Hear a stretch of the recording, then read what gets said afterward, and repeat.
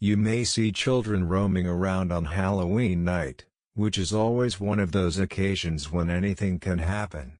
Dressed up and giggling while gathering candy, and occasionally older teenagers like us try to infiltrate a little mischief into the night. But I still can't get over what happened to me on Halloween last year. It wasn't just some creepy, it began quite normally, but the Halloween fear was far worse.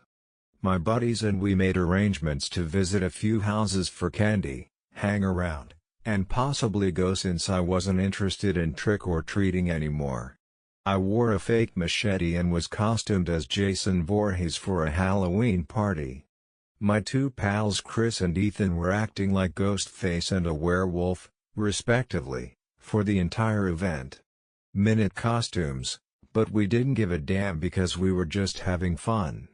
When we parted ways in the middle of the night, Chris and Ethan wanted to visit this haunted house attraction at the outside of town, but the entire jump scare thing didn't really appeal to me, isn't pleasant for me, so I told them I would see them later, and we decided to meet again at the park. About an hour later, it was 10 o'clock at night.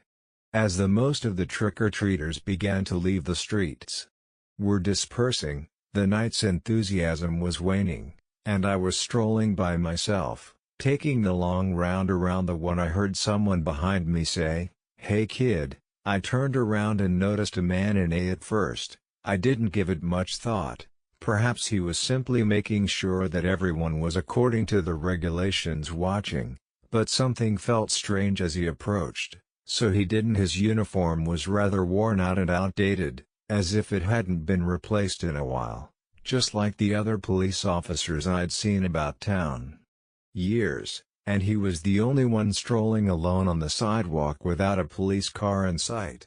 Although part of his face was obscured by the brim of his helmet, I could tell that he was wearing a serious expression that was too serious for someone to just "There is a curfew," he remarked in a calm but forceful voice as he patrolled a neighborhood full with children enjoying a good time. "You must go." I was perplexed at home because I hadn't heard anything about a curfew, so I assumed although it was something new for Halloween, I had seen a lot of other kids out, and none of my friends had brought it up either. I asked, "I didn't hear about that. Only minutes before curfew," and the man moved closer. "Since earlier tonight, when no one was supposed to be out after 10, he has been forcing himself to narrow his eyes." I don't typically challenge authority, but there was something about his words that unnerved me. He didn't look at me, but there was a strange, frigid firmness in his voice. He looked at me as if I were breaching some unwritten code, like a police officer worried about my safety. I was attempting to play, but the man didn't move, so I said, "Get cool, I'm meeting my friends at the park. I'll walk you, make sure you arrived home safely." And that's when I began to worry that it wasn't I didn't need someone to walk me that far to the park. And why would a police officer deal with anything like that when there were still a lot of children out, and nothing tallied up? "So it's okay," I said, stepping back. "I'm okay, and my mom will be picking me up at the park shortly."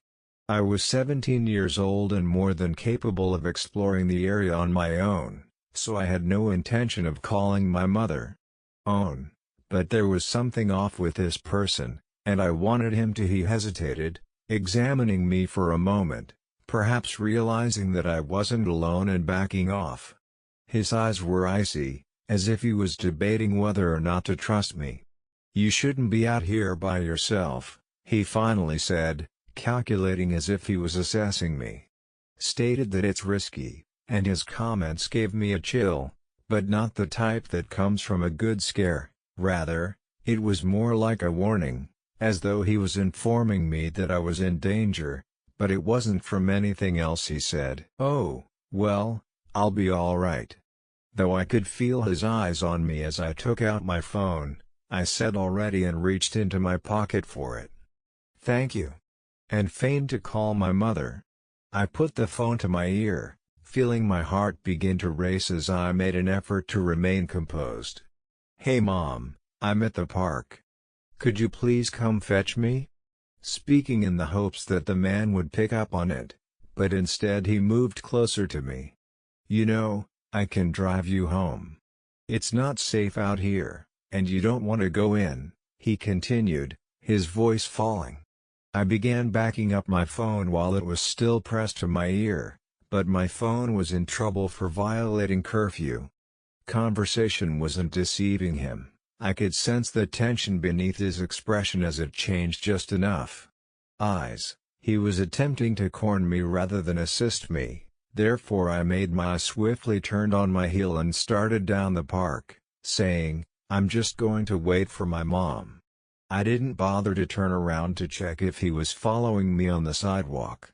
All I knew was that I had to go to a public park where people would be present, and while I walked, I kept checking my phone while feigning to be deeply engaged in discussion, but I couldn't resist stealing a few glances at the man behind me.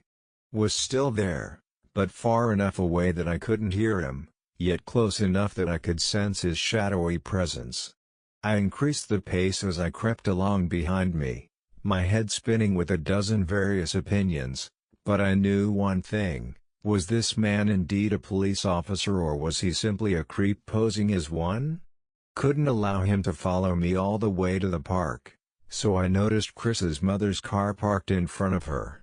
I hurried toward the car and waved Chris and Ethan down after dropping them off at the scary home. "Hey!" I cried out, trying. Chris and Ethan hopped out of the car, which may have sounded informal but actually looked a little more frenetic than I meant. When they saw me they smiled and laughed, telling me how wonderful the haunted home was. I murmured, "Faded dude, what's up?" Chris answered, "Some guy has been following me. He claims to be a police officer while peering over my shoulder, but I don't think he's real."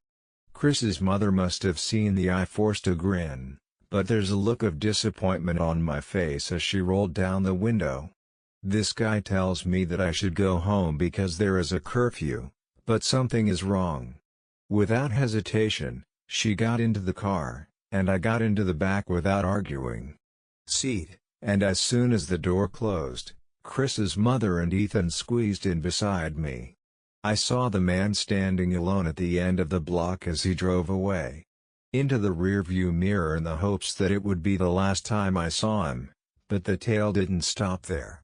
When I returned home, I told my mother what had happened, and she became enraged, especially after learning that this man had been. She reported it to the police after following me for several blocks, and that's when the local precinct said that they had no cops policing that area, which made matters even stranger. Been tasked with enforcing a curfew since, whomever that individual was, he wasn't a police officer. I couldn't tell what he had planned for days after he pretended. Shake the image of his eyes, which seemed so vacant yet so intent on me that I couldn't stop wondering what would have happened if I had let that man to drive me home, if I hadn't feigned to phone my mother, if I hadn't bumped into Chris and Ethan. I still occasionally stroll around my area, but these days I'm much more cautious. As Halloween approaches once more, I can't help but think of the night you would expect to see some monsters. Halloween vampires, ghouls, and goths, but occasionally the most terrifying ones are the people that pretend to be someone they're not while wearing ordinary faces, because that man, whomever he was, is still out there, most likely still in that uniform, searching for someone else too. I'm definitely not going out there this year, moron. By itself, I was rather thrilled when it wasn't because I wanted them to leave that my parents informed me they would be attending a Halloween party this year, but because I was 16 and would have the house to myself for the night. I assumed I could manage it, and I also got to watch a lot of scary movies, give candy to the trick-or-treaters, and I started the night without anyone reminding me of how late I was staying up. Like every other Halloween, I put up my scary movie stack, ordered a pizza, and kept the bowl of candy.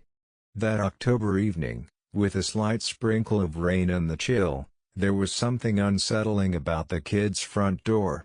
The sound of tapping on the windows created a tense atmosphere throughout the night, As if something were waiting to occur at approximately 7:00 p.m. Little children were the first group of trick-or-treaters to arrive. I distributed candy and left comments while dressed as superheroes, witches, and monsters. How fantastic their outfits were, and occasionally I would return to my movie when I heard the doorbell ring once more. This routine continued for nearly an hour until coming to an end at 8:30. I paused whatever I was viewing to distribute more sweets. There was only one trick-or-treater when I opened the door after the doorbell rang, and I was unable to. They appeared to be a little too old for this. They were wearing a poor, filthy mask that was a copy of Michael Myers' mask, but it was unsettling in a way that is difficult to describe. "Hey, happy Halloween!" I exclaimed. In an attempt to keep things informal, the figure remained silent and did not provide a candy bag or anything else. After a few uncomfortable seconds of them standing there and staring at me through the mask, I tried to move, but I grabbed a handful of sweets and slipped it into their hand. "There you go, dude, have a good night."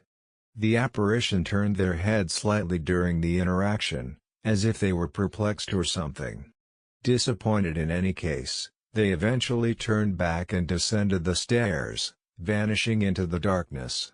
Regardless, folks might be strange on Halloween, so I closed the door and locked it. I recall reflecting on how strange the experience had been, but I dismissed it and returned to after watching my movie for about 30 minutes. I heard something that wasn't the rain or the TV. At first, it was faint, like hey. I muted the movie and listened to a gentle thump coming from above. I dismissed the stillness, supposing it was simply the house settling, but a few minutes later I heard it once more, but this time it was louder this time, and instead of a single thump, I heard several creaks, as if someone was strolling. My initial reaction was I had gone outside earlier to bring in some decorations from the backyard, and I may have left the back door unlocked.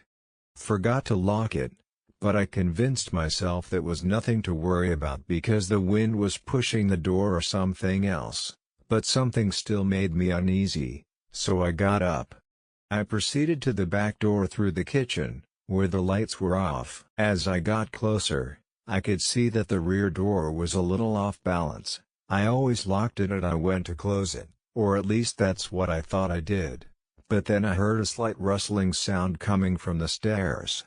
There was no denying it. My thoughts were racing now that someone was inside the house. Possible explanations include my parents returning early or a neighbor dropping by, but it didn't make sense.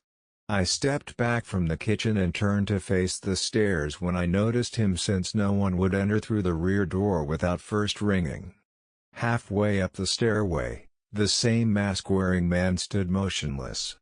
My heart leapt into my throat as if he were waiting for me to notice him. This wasn't an innocent trick-or-treater. No longer, this individual had entered my home, and for what I keeping his eyes fixed on the mask, he stood motionless with one foot on the stair 1 foot away, as if he had been caught skulking, and I felt my heart race as I attempted to determine what to do because I couldn't get past him without a phone, which was upstairs in my room. Conflict. I stepped back, and he stepped forward. "Hey, I'm trying," I yelled, to appear more assured than I actually was. "What the devil are you doing?" I ran for the door without responding. As I hurried up the stairs, 2 at a time, my feet crashing against the wood, I didn't turn around because my heart was racing. However, I arrived at my room, slammed the door, locked it, and leaned back against it in an attempt to collect my. For an instant, everything was quiet once more, and I was unable to hear anything.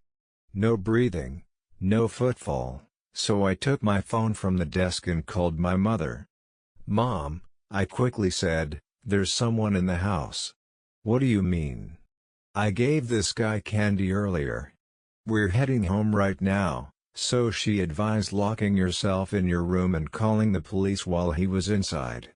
I hung up and called 911 right away. While I was explaining the issue to the soon, I heard footsteps once again.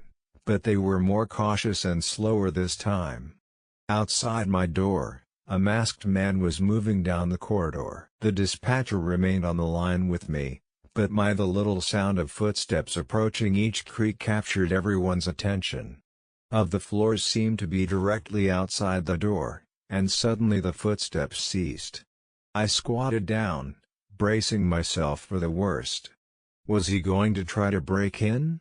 He was standing directly outside my door. I was trying to be as silent as possible, but my heart was beating so loudly that I thought he may hear.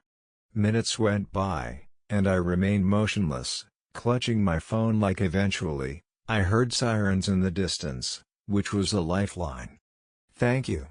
Thank heavens," the operator instructed me to remain where I was until the cops arrived and the house was cleared.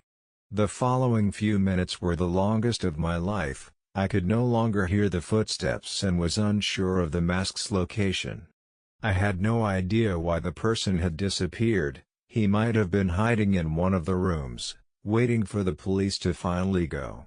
I hurried downstairs to allow the cops in when I heard their knock on the front door. They searched the house, but when the intruder left, they discovered the back door ajar, exactly as I had left it, and some scuff marks close to the steps that suggested someone had been inside, but they said I couldn't find the man in the mask.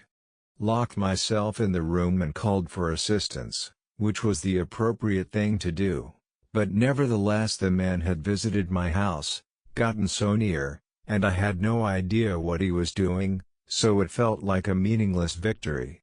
My parents returned home shortly after the cops left, frantic but pleased that I was all right.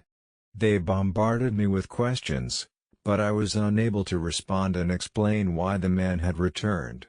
Despite the police saying they would patrol the neighborhood for the remainder of the day, he had initially picked our house. The night I couldn't get rid of the thought that the man may return, so I double-checked all the windows and doors. Examined them before turning in for the night. Despite the fact that Halloween is meant to be a fun night and this year's scare seemed a bit too real for my taste, but who knows what he sought and why he returned. I had informed my buddies 100 times that I wasn't even expected to attend the Halloween party that evening.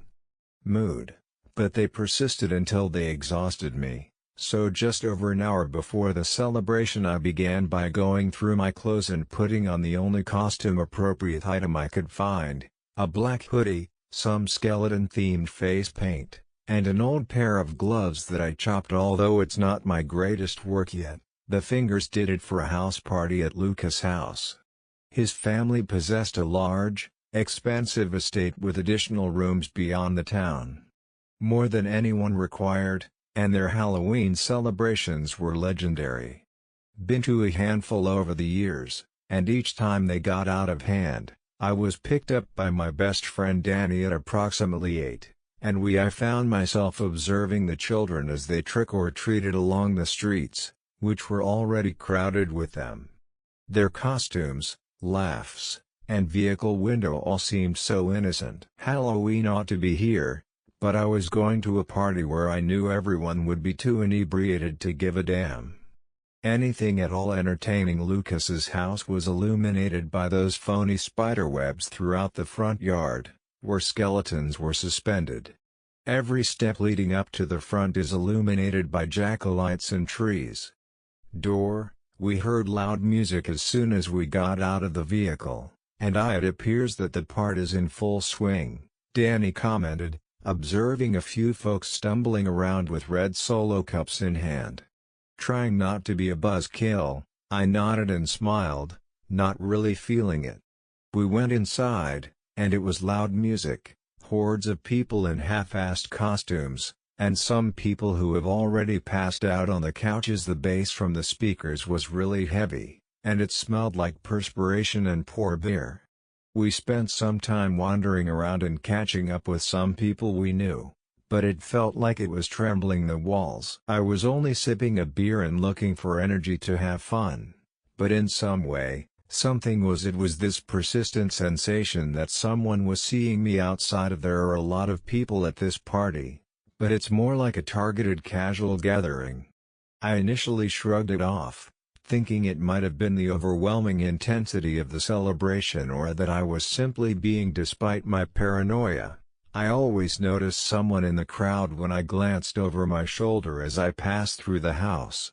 Tall person in a vintage suit with a full face mask, one of those old-fashioned, eerie ones from black and white horror films that resembled a cross between a mime and a clown having hollow eyes and a frozen smile, initially assuming it was just a costumer having fun while attempting to frightening individuals, but I always saw him at the end of the corridor. Standing there by the pool in the kitchen, never talking to anyone. Just when Danny saw that I had become silent, he said, "Hey, you good?" "Yes." Danny arched an eyebrow at me, so I presume I muttered while still trying to keep my eyes on the throng, wondering where the guy was. "You don't seem to be enjoying yourself." I shook my head and wanted to leave. "No, I'm all right. I just thought I saw something strange, and you're meant to see strange things on Halloween," Danny said, punching me lightly on the arm. I tried to smile. As the evening wore on, I attempted to pretend that I was overreacting, but something still seemed off. I lost myself in the sounds and people, anything to take my mind off of that disturbing sensation. But each time I saw the masked figure, it didn't work. It gave me a start, and I would look away for a moment, only to realize later in the day that he was gone. When the evening was coming to an end, things took a different turn, and Danny had left, most likely with a girl. And I ended myself sitting on the back porch in an attempt to breathe. The only sound I could hear was muffled. The cool night air and music emanating from within the house provided respite from the heat of the party, which is when I saw him once more, the mask-wearing person standing by the woods. Just visible in the darkness at the edge of the yard. I got up. I couldn't understand why my heart was pounding a little, but there was something off about him, like he wasn't simply a costumed guy, so I went back inside and looked around the room for Danny or anyone I knew, but people were starting to leave the house, the music was getting softer, and I realized it was much later than I initially believed. I got out my phone to text after deciding I'd had enough and wouldn't be staying any longer. Danny informed him that I was leaving, but I usually couldn't get a signal. I noticed less and fewer individuals as I moved through the home. It seemed as though the party had dispersed, leaving before leaving with a few stragglers. I went down a side hallway in search of the restroom. The music was hardly audible anymore in the dimly lighted auditorium, and I became aware of how quiet it had become as I arrived to the end and pushed open the bathroom door in the hallway, only to discover it was empty. As I entered, I noticed something in the mirror. I whirled around to see my reflection and the man in the mask standing in the corridor directly behind me. Empty. I experienced a surge of uneasiness and my stomach constricted. This wasn't whoever this person was, he was going too far with the scary act. I hurried back down the hall, prepared to take Danny and go immediately, but I came to a complete halt in the middle of the room as I turned the corner. Was the man with the mask. He stood there still and silent. As I was leaving, I could hear the faint sound of music coming from the adjacent room, but all else was there was nobody else around, so I stopped for a moment, my mind racing as I tried to the way he stood there, the way his head moved, suggested that this had to be a joke or some sort of Halloween trick. Slanted a little as though he were observing me, it didn't seem like a joke. "Hey, guy, you got me. I'm terrified, could you please move the mask?" The man didn't even answer. Flinch simply remained there in my way, so I retreated a step, at which point he walked gently forward. Additionally, his motions seemed abnormally fluid, as if he were gliding in my direction. "This isn't funny, buddy," muttered, my voice trembling, and I retreated even further as the stranger continued to approach slowly. I turned, ran down the hall, and hurried back toward the main room as each step became closer to me. I ran till I stumbled into the porch from the back door. I looked around, but nobody was there. The house was eerily silent, and the yard was deserted. For a moment, I thought perhaps I was losing it, perhaps I had consumed too much alcohol, or perhaps the party had affected me, but suddenly I heard the door creak was open behind me, and I realized that the masked man was actually following me. I didn't suppose I had simply crossed I could hear his eerie footsteps following me as I walked through the trees, my legs pounding as quickly as they could. I dashed through the tree branches, which scraped against my flesh, and he seemed steady, as if he wasn't even trying to run, simply keeping pace. With my chest hammering, I raced out onto the road, unsure of where I was heading, and glanced over instead of following me onto the road. The masked man stopped at the edge of the trees and simply stood there. I continued sprinting with my head cocked to the side until I came to the end of the road, where Danny was leaning against his vehicle. Danny looked up as I slid to a stop, clutching the side of the car for balance while speaking to an unfamiliar female. His talk was interrupted by my near collapse beside him, leaving him perplexed. What the devil was he asking? I choked out a man up there who was pointing back up the road toward the home. He was wearing a mask. Danny pushed from the car and moved closer to you as he stood there staring at me without saying anything. Danny asked in a tone that changed from light-hearted to worried and grave. I'm not sure what his problem is, but it's not nice that he's just standing there in the dark. Danny looked up the road. Okay? He grabbed a flashlight from the back seat and said, "Go check it out." "You're not really going back up there?" The girl objected, obviously uneasy about what I had just stated.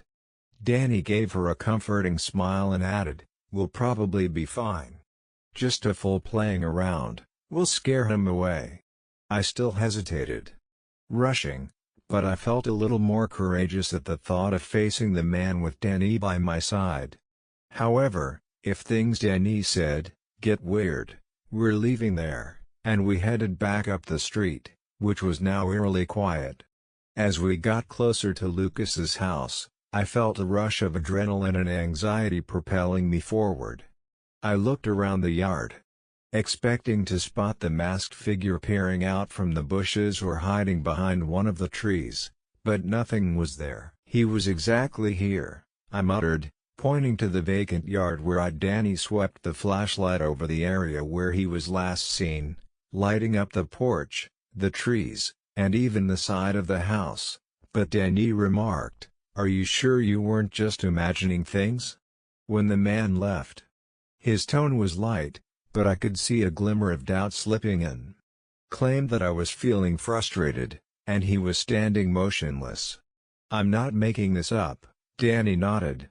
"I trust you, right man, but whatever it was is no longer with us. Perhaps it was simply a guy attempting to play pranks on me." Didn't reply, and I continued to examine the shadows for any movement, but the street was deserted and quiet. Danny clapped me on the shoulder and said, "Come on, let's leave." Whoever he was, he had long since left. Now when we were back at the car, the girl was waiting and appeared apprehensive, so she asked what had happened. Danny came up, shook his head, and said, "Whoever it was, they're gone now." Didn't seem persuaded, and to be honest, neither did I. I climbed into the passenger seat, my hands still shaking a little. The tension subsided as Danny turned on the ignition and we drove away, but even as I kept staring out the window as I went onto the main road, expecting to see that masked guy standing at the I'm not sure who or what that guy was, but he was watching us go from the edge of the trees. Wanted, but I wonder whether he'll come up for someone every Halloween when the celebrations resume. Somehow, Halloween night forces you to do things you wouldn't typically do. Perhaps it's the sense of anticipation that anything could happen, or simply the rush of adrenaline that comes with a full whatever caused the eerie vibe. It still haunts me, although not for the reasons as one might anticipate. It was meant to be an enjoyable excursion with just me and a couple of my pals staying overnight in an old. We had heard all the gossip about the location, and some people claimed it was an abandoned church. Others who were haunted claimed it was money for squatters or perhaps something else darker, but since we were teenagers, it didn't bother us. When you're as a youngster, you believe that you are invincible or that nothing negative will ever happen to you. The church sat nestled between a cornfield and a wooded area on the outskirts of town. The area always seemed too peaceful. There was a spooky stillness about the location, as if it were trapped in time. The cornfields went on forever, but at night, everything seemed different. Everything seemed to be engulfed by darkness, and the cornfield and woods both assumed a threatening appearance. The church, with its broken windows and disintegrating walls, seemed like a forgotten monument to something that had long since died. The roof partially collapsed, the windows were broken, and the place had been deserted for as long as anyone could remember. However, the walls were still standing, resembling the skeleton of what had previously been. There were conflicting tales regarding the location. Some claimed it was cursed, while others alluded to weird rites that had occurred. The attraction was too great for a bunch of bored youngsters like them, even after the church had been abandoned for a long time. I was with my normal group of friends, Aaron, Lisa, and Jacob. Since middle school, and we were constantly searching for Jacob's next adventure. Proposed the church, but Lisa wasn't really excited about the idea after hearing some local children discuss it at school. Aaron, on the other hand, was all in, and he was the one who had always been a little more careful, but she didn't want to be left out. Kind of person who loved showing off his fearlessness and thrived on adrenaline. Thus, on Halloween night, we ended up heading to the old church. We packed sleeping bags, flashlights, and the idea was straightforward: we'd have enough munchies to last us through the night. Ghost stories, perhaps take a quick look around the building to see if we could spot anything unusual when we arrived. Appeared considerably more dilapidated than I had remembered, with weeds and overgrown grass encircling the building like a natural. The front doors were dangling, creating a barrier that made it appear even more remote. Off its hinges, and vines had slithered up the sides, giving the impression that the building was being swallowed by nature. As we entered the structure under the full moon, the only thing we could hear was our own footsteps. The air was quiet and cold. I couldn't help but feel like we were being watched as its faint light threw over everything, so I chose to ignore it. After all, this was what we wanted: a thrill, a scare, something to break up, so it was probably just my nerves. The routine of small-town life. Jacob was the first to force open the doors, which creaked noisily as they swinging inward. The church's interior was as dusty, dark, and there were eerie pews all over the place, some overturned, some rotting, and a fractured altar in the front. And broken, but enough moonlight was coming in through the broken windows to create an eerie atmosphere in the room. Aaron smiled and remarked, "Glow perfect," dropping his rucksack onto one of the "I don't know" guys, but Lisa wasn't as excited. "Pews, this place is fantastic." "Seems strange," Jacob rolled his eyes and remarked. "Come on, it's only a building." Going to occur, I remained silent, but I couldn't get rid of the thought that Lisa might be correct. Something about the location that seemed strange, as if we weren't intended to be there. But I dismissed it and went with the others. We sat in a circle with our flashlights while they set up their sleeping bags in the center of the main room, to provide tiny oases of light while we exchanged tales and chuckled at how absurd some of the rumors were. Naturally, Aaron was in full narrative mode, attempting to frighten us with inflated tales of ghosts, and we laughed it off. But the truth was that the atmosphere, the cold, the darkness, the way, was beginning to affect us. Every noise that came from the deserted building was starting to irritate us, so we made the decision to take after an hour or so of hearing it, The tone of the story changed even further. At first, the footfall were so faint that I thought I may be imagining them, but then they became louder and closer, sounding as though someone was wandering through the church's hallways. Lisa's eyes widened, and she tightened her grip on her flashlight. "Did you hear her whisper to Aaron?" Smirked. "Most likely an animal, given how ancient this property is. Rodents or something must be running about." But these Jacob got up when he heard heavy footsteps that weren't the swift scuttling sounds of rats but rather the footsteps of a human.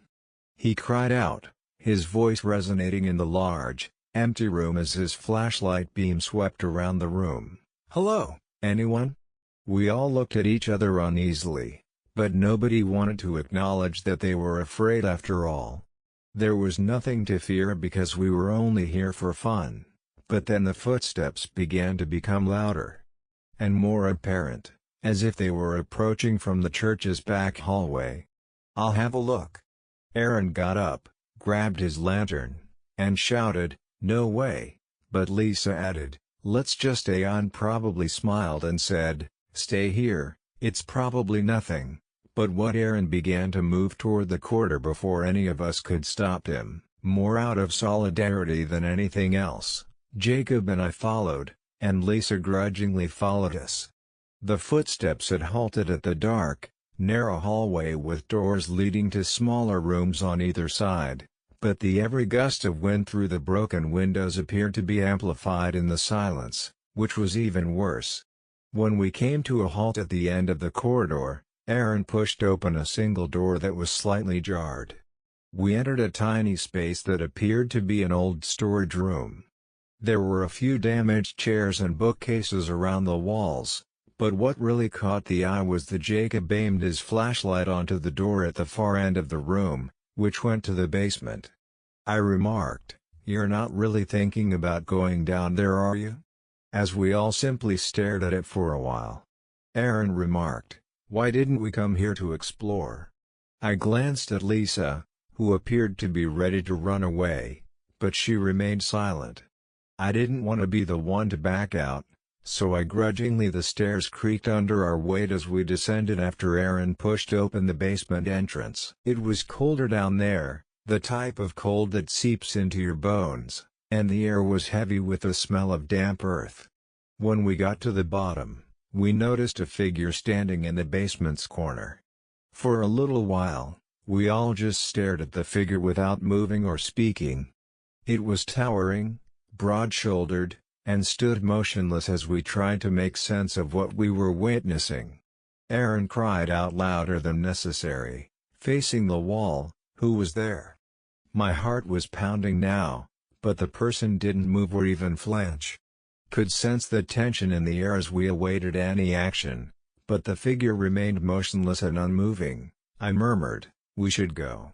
Aaron didn't dispute this time. Instead, he took a step back, and we all gradually retreated toward the stairs while maintaining eye contact with the apparition.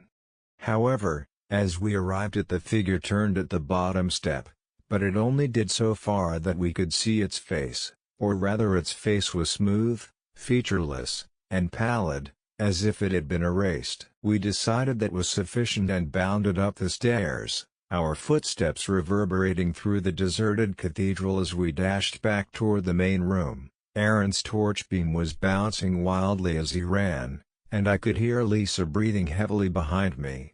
We continued moving forward without stopping until we were outside, struggling to breathe in the chilly night air. "What the devil was that, Jacob?" "I don't know," I confessed, but he was panting and doubling over with his hands on his knees. However, none of us argued with that, so we gathered our belongings and left the place immediately. As we drove away, I glanced back at the church, the windows dark, and the automobile stopped until we were back in it. The building appeared to be as dead as ever, but we didn't chat much since I had the feeling that someone was still watching us from the shadows. There wasn't much to say on the way home because we had gone for a scare and a thrill and had discovered something much worse. I still don't know what we saw in that basement, and there was something we couldn't explain, But I do know one thing: if these Halloween stories made you want to leave that church, I will never return. Give yourself shivers and remember to hit the like button and subscribe for more terrifying tales. Experience of your own, please share it in the comments section below, we'd be interested in hearing it. Keep an eye out this Halloween since you never know what might be hiding behind that mask. Be careful. I appreciate you seeing, and I'll see you in the next nightmare.